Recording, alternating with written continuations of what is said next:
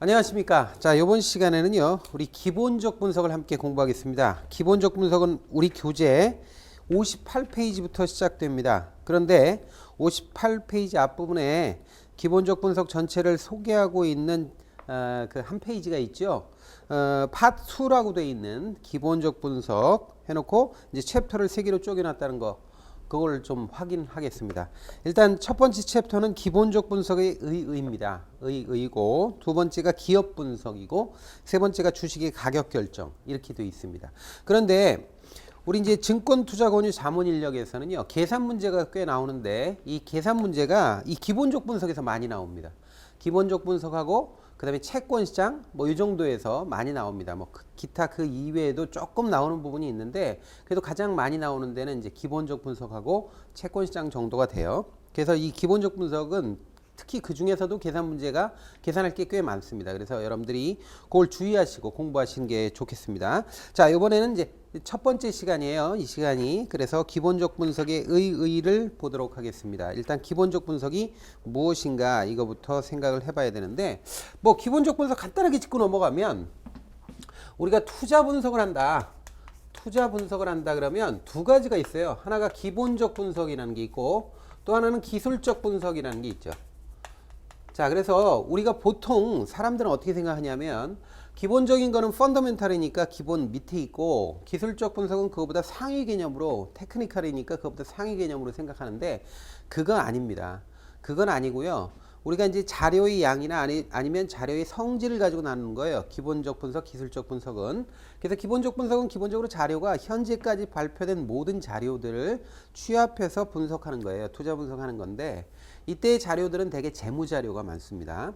근데 기술적 분석은 이 지금까지 현재까지 발표된 모든 자료라기보다는 과거의 가격 자료나 과거의 거래량 자료 같은 것들을 이용해서 그것들을 일목요연하게 차트로 만들어서 어떤 가격이나 거래량의 흐름을 추정을 하고, 그러니까 그걸 확인하고 미래를 추정하는 그런 방식이 되는 거죠. 그래서 좀 다릅니다. 접근 방식이. 일단 기본적 분석은 왜 기본적 분석하느냐 하면 기본적 분석에서 가장 중요한 건 바로 내재 가치입니다. 그 기본적 분석에서는 주식이 있다 그러면 이 주식의 내재 가치가 얼마냐, 진짜 이 주식이 진정하게 어느 정도 가격을 해야 정상적인 가격이냐 이걸 파악하려고 노력을 하죠. 이때 이 내재 가치를 본질 가치라고도 하고요, 뭐 적정 가치라고도 표현합니다. 근데 보통 일반적으로 내재 가치라고 그럽니다. 근데 기술적 분석은 내재 가치 같은 건 관심 없어요. 그 내재 가치는 마치 무슨 환상처럼 뭐 신기루처럼 존재하는 거라고 생각할 수도 있습니다. 기술적 분석가들은 내재 가치는 확인도 어렵고 실제로 그게 있는지도 의문이다. 실제로 주가는 이 주식이라고 하는 거는 시장에서 거래되는 그 가격을 확인하면 된다. 내재 가치 뭐 골치 아프게 그거 아느냐. 그래서 이제 이 기술적 분석에서는 내재 가치가 아니라 시장 가치를 중심으로 해서 분석을 해 나갑니다. 시장에서 형성되는 가격을 중심으로 이렇게 해서 이제 굉장히 중심으로 분석을 해 나가죠. 기본적 분석은 이제 분석 자료가 보통 재무 자료가 일반적입니다. 재무 자료 같은 것들을 중시합니다. 그런데 기술적 분석에서는 기본적 분석이 재무 자료라면 기술적 분석은 요거는 이제 가격이나 거래량 자료, 과거의 가격이나 거래량 자료 같은 것들을 가지고 이제 분석을 해 나가죠. 그 다음에 기본적 분석에서는 가치를 현재까지 어떤 자료 같은 것들을 중시합니다. 그래서 현재를 중시해요. 근데 현재까지 모든 거를. 기술적 분석은 과거 자료를 가지고 보통 분석을 합니다. 자, 그 다음에 이제 조금 더 부연해서 얘기한다면 기본적 분석은 이렇게 재무 자료를 가지고 계산기를 많이 두드리는데 기술적 분석은 가격이나 거래량 가지고 차트를 많이 봅니다. 그래서 이 기술적 분석이 추가하자면 이 차트를 중시한다는 거. 이게 이제 차트라는 거 이렇게 쓰나요? 차트. 하여튼 차트를 중시한다. 그래서 이걸 도표한다는 거예요. 가격이나 거래량 자료를 도표하고요. 그 다음에 이 기술적 분석가들은 인간의 심리 같은 것들을 굉장히 중시하고 또 수요 공급, 이 수급이라고 그러죠. 이 수급, 이게 가장 중요합니다. 이 기술적 분석에서는 수요 공급이 가격에 영향을 미치는 유일한 것이다 이렇게 보고요. 수요 공급이 바로 심리에 영향을 받는다 이렇게 보기 때문에 이게 심리 그리고 차트 이런 것들을 중시하는 사람들, 이 기술적 분석가들이죠. 그 다음에 기본적 분석은 기본적으로 가격이 왜 이 가격이어야 하느냐, 이 주가가 왜 이 가격이었는가 하는 굉장히 원인을 분석하는데 원인 규명하는 데 관심이 있습니다. 그런데 기술적 분석은 원인 같은 건 알고 싶지도 않고 알 필요도 없다고 생각해요. 원인에는 관심이 없어요. 왜 주가가 이렇게 움직이는지 그런 거는 관심이 없어요. 그래서 이렇게 크게 이렇게 차이가 있다 정도 알아놓으시죠. 그러면 우리한테 좀 골치 아픈 게 뭐냐면 기본적 분석이 골치 더 아프거든요. 사실 기술적 분석은 차트, 뭐 캔들 차트, 뭐 그다음에 이동 평균선 뭐 이런 거 있어요. 지표 뭐 이런 것들, 이런 것들은 뭐 한번 딱 배워놓으면 그걸로 끝인데, 이 기본적 분석은 굉장히 그 재무자료를 가지고 매번 바뀌는 재무자료 가지고 계속 계산기를 두드려야 돼요. 그래서 사실은 공부를 하고 나면 기본적 분석이 좀 더 어렵습니다. 근데 이 기본적 분석에서 쓰고 있는 자료가 재무자료들이고 뭐 이런 건데, 기본적 분석은 이 투자 분석이라고 하는 것이 어쨌든 이 기본적이든 기술적 분석이든 이 분석해 나가는 순서라는 게 있어요. 그래서 투자 분석이 체계가 있다는 거죠.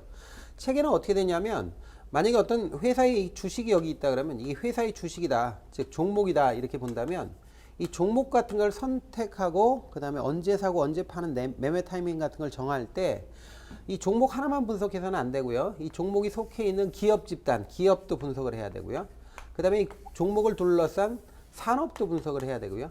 그 다음에 결국 궁극적으로 나가면은 이제 우리나라 경제 상황 같은 것도 분석을 해야 되는데, 이거 다 분석해야 돼요. 다 분석해야 되는데, 분석하는 순서가, 체계가 이렇게 큰 쪽에서 작은 쪽으로 이렇게 분석해 나가는 거, 요거를 우리는 뭐라 하냐, 큰 쪽에서 작은 쪽으로 분석해 나가니까 요걸 탑다운 방식이다 이렇게 얘기합니다. 탑다운 방식 또는 하향식이다 이렇게도 얘기해요. 이게 이제 위에서 아래로 큰 쪽에서 작은 쪽으로 분석해 나가니까 하향식이다.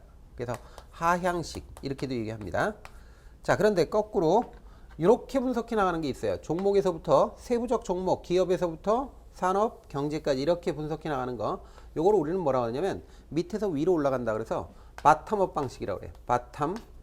바텀업 방식이다 이렇게 얘기하는데, 요걸 거꾸로 이제 상향식이다 이렇게도 얘기해요. 상향식이다 이렇게 얘기하는데, 이게 이제 두 가지 특징 정도는 알아놓을 필요가 있긴 있는데요. 문제는 우리가 일반적으로 투자 분석할 때 쓰는 방식은 탑다운 방식입니다. 하향식 방식이지 상향식이 아니에요. 그러니까 이 종류는 좀 알아놓는데, 보통 일반적으로 하는 방식, 투자 분석은 탑다운 방식, 즉 하향식 방식이다. 그리고 우리 교재도 이렇게 돼 있다라는 거 알아놓으시기 바랍니다. 요 방식으로 이용한다. 그래서 전반적이고 개괄적인 내용을 확인을 해봤습니다. 자, 그러면 기본적 분석이 한번 보세요. 앞에 쭉 기술한 거는 뭐 통상적인 얘기고요. 별로 뭐 그렇게 중요한 얘기는 아닙니다. 근데 다음 페이지에 보면 이런 게 있죠. 자, 세 번째 줄에 이런 게 나옵니다. 통상적으로 주식 가격을 예측하는 방법에는 기본적 분석과 기술적 분석에 의한 접근 방법이 있다. 그래서 기업 가치에 그러니까 기본적 분석의 방법에서는 시장에서 형성되는 주식의 가격은 그 주식을 발행한 기업의 가치, 기업 가치를 중시해요. 그래서 의해서 결정된다고 본다. 즉 좋은 기업이 발행한 주식은 시장에서 높은 가격으로 거래가 될 것이고, 좋지 않은 기업이 발행한 주식은 시장에서 낮은 가격으로 거래가 될 것이라는 것이다. 결국 주식의 시장 가격은 기업의 가치를 반영한다고 보는 것이다. 그래서 기본적 분석은 기업의 진정한 가치, 이것을 기업의 내재 가치 또는 본질 가치 이렇게 얘기합니다. 자, 요것을 찾아내고 이렇게 찾아낸 진정한 가치가 시장에 반영될 것으로 기대된다는 거죠. 이게 바로 기본적 분석의 기본적인 믿음이에요. 그리고 나머지는 뭐 쭉 보고요. 그 밑에 줄에 보면, 그래서 기본적 분석에서는 기업 가치에 영향을 미칠 수 있다고 생각되는 거시 경제 변수, 산업 변수, 기업 자체 변수 이렇게 살펴본다라는 거예요. 반면에 기술적 분석은 주가는 시장에서 수요와 공급에 의해서 결정된다. 시장에서 결정돼요. 그리고 뭐에 의해서? 수요와 공급, 수급에 의해서 결정된다. 이렇게 본 거죠. 그리고 수요와 공급은 시장에 참여하는 투자가들의 심리 상태, 심리를 중시한다. 그래서 심리가 수요 공급을 결정한다. 이렇게 보는 거죠. 그래서 결정된다고 본다. 그리고 투자가들의 심리 상태는 증권시장에서 나타나는 여러 현상들을 주의 깊게 살펴보면 알 수 있다는 것이다. 그래서 기술적 분석은 시장에서 나타나는 거래량이나 가격 변화, 그래서 거래량, 가격 변화 이런 걸 중시하는 겁니다. 자, 등을 살펴봄으로써 향후 수요와 공급의 변화를 예측하게 된다. 그 다음에 또한 기술적 분석에서는 주가가 일정한 형태를 지니고 있으므로 과거 주가의 움직임을 과거에다 동그라미, 과거 주가를 움직임을 파악함으로써 미래 주가의 변동 추이를 알 수 있다. 일정한 행태를 지니고 있다. 이것을 뭐라고 하냐면 추세라고 그러죠. 추세. 자, 그 다음에 쭉 밑으로 내려오면 이런 게 나오죠. 두 번째 줄에, 그 밑에 단락 두 번째 줄에 보면 뭐 그냥 표부터 보죠. 세 번째 줄에 보세요. 분석의 과정에서 기업 분석, 산업 분석, 경제 분석의 손으로 행하는 것을 바텀업 방식이라고 합니다. 바텀업 방식. 그 다음에 반면에 경제, 산업, 기업 분석 손으로 행하는 걸 탑다운 방식 이렇게 얘기하죠. 근데 일반적으로 탑다운 방식에 따른다. 일반적으로 쓰는 건 이거다라는 거예요. 대개 경제 분석을 통하여 경제 흐름과 증권시장의 움직임에 대한 이해를 하게 되고 산업 분석을 통해서는 유망한 업종을 선택하게 되며 기업 분석을 통하여 유망한 종목을 선정한다. 그래서 경제 분석을 해서 이런 걸 파악하고 산업 분석을 통해서 유망한 기업, 그 다음에 기업 분석을 통해서 유망한 종목을 선정하게 된다라는 거죠. 그래서 이렇게 분석해 나가는 게 일반적이다. 거기까지 정리를 했습니다. 그래서 의가 끝난 겁니다. 자, 그렇다면 이제 이런 것들 분석을 해야죠. 되게 주식에 있어서 가격 분석이라는 게 어떤 내용들이 주로 있느냐. 이거 말고도 뒤에 기술되는 거 말고도 굉장히 더 많아요. 많은데 이 정도로 보자라는 거예요. 자, 그러면 경제 분석에서 경기 전망과 주가라는 게 있어요. 다음 페이지에. 그다음에 그 다음 페이지 넘어가면 다음 페이지요. 통화량 보는 거죠. 그 다음에 금리 보는 겁니다.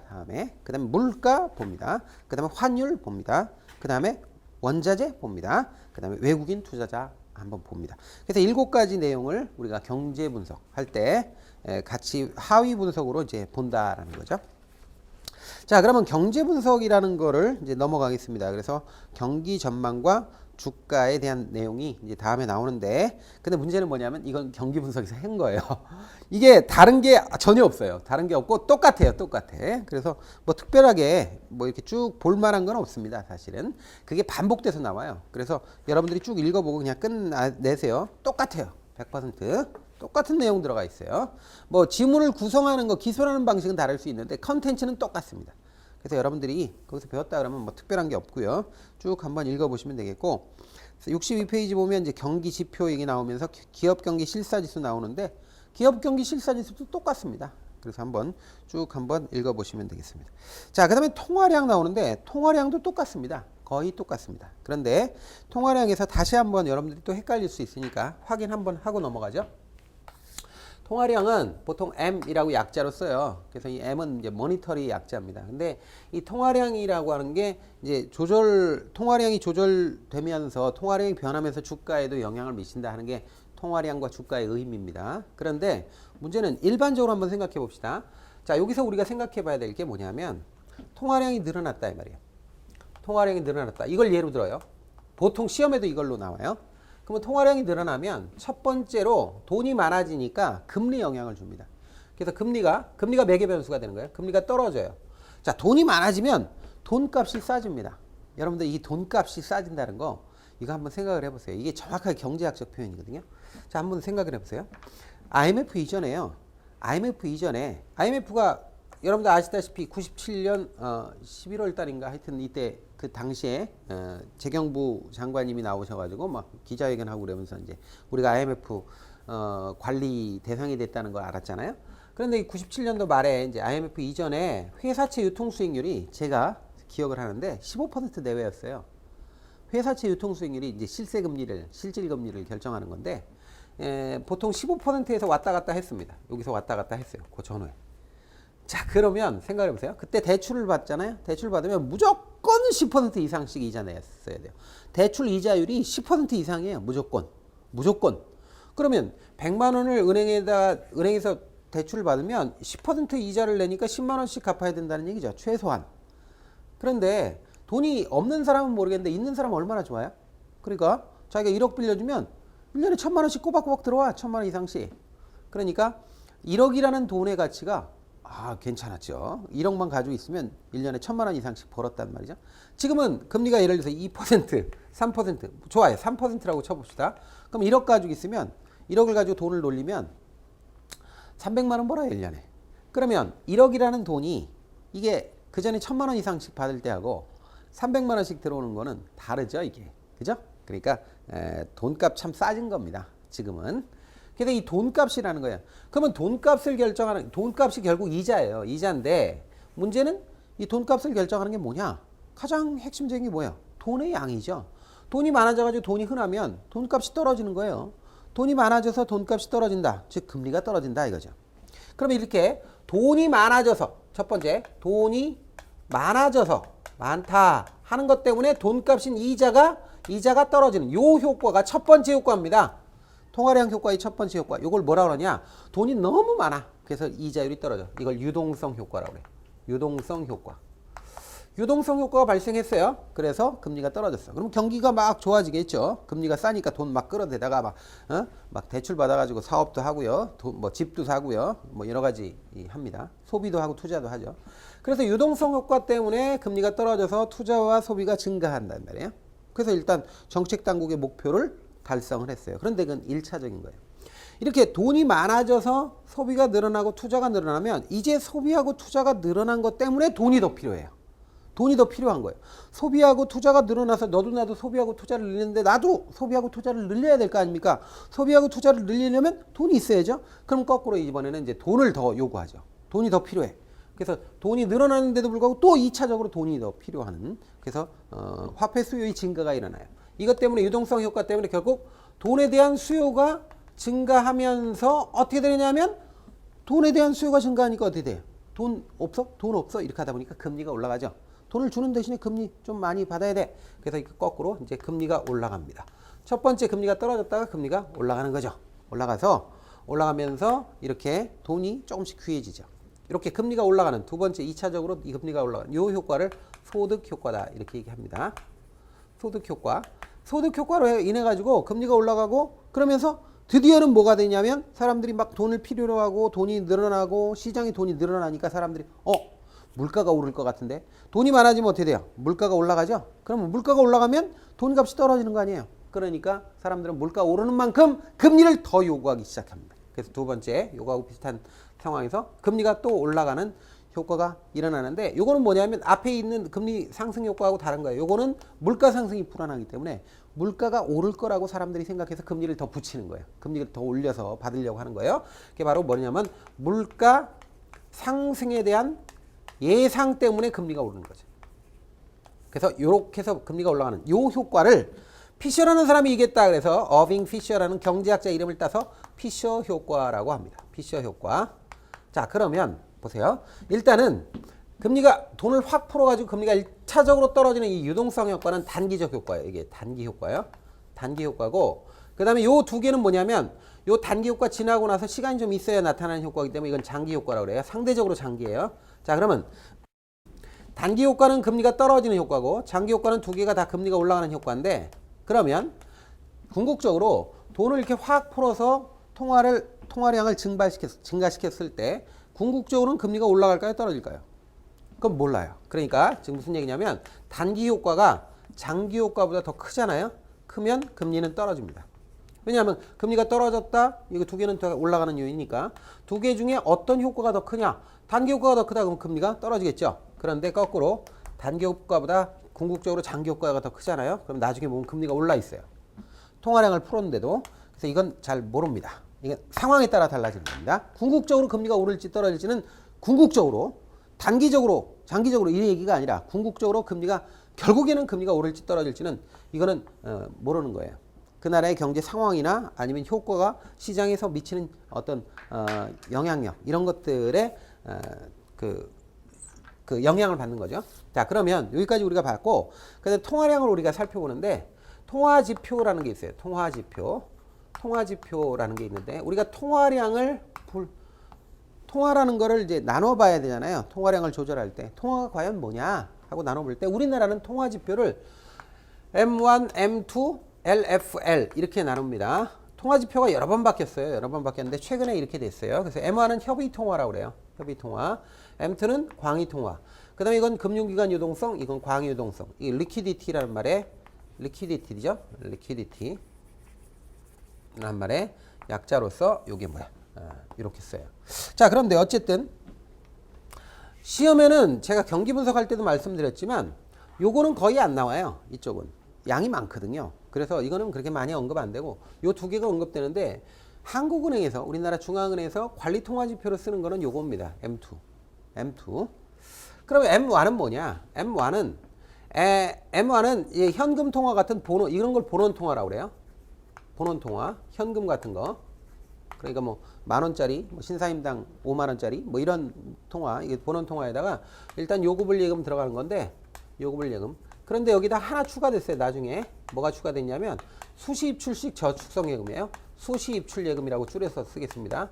수시입출식 저축성예금, 수시입출예금이 여기다 포함된다. 그래서 요 세 가지가 바로 M1이다. 요 수시입출예금에서 대표적인 게 MMDA예요. MMDA. 요게 이제 대표적인 겁니다.